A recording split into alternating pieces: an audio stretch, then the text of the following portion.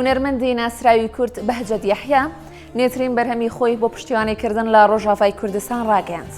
ئەم بەرهەمە نوێ کراونیشانی شەڕڤانەی بۆ هەڵبژاردووە بە تایبەت بۆ یادکردنەوەی قارەمانێتی و قوربانیەکانی خانمە شەڕڤانەکانی ڕۆژاوای کوردستان ئامادەکراوە.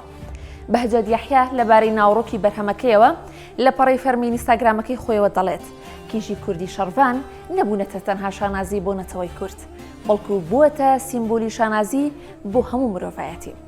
ئەو ئاماژەی بەوەش دەکات کە ئەو خانمانە وەک شیرن عاشقن، بەڵام فەرهادەکەی ئەوان نیشتیمان و کوردستانە.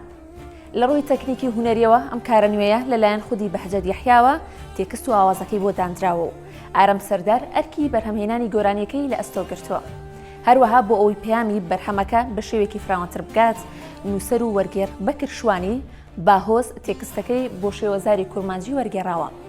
بڕیارە بەرهەمی شەڕڤانێ لە ڕێکەوتی 15 شوبات کاتژمێر 9 شەو بە کاتی هەولێر لە ڕێگەی کەناڵی فەرمی هونەرمەند لە یوتیوب بڵاو بکرێتەوە بخرێتە بەردەست هەوادارانی گوێگرانی.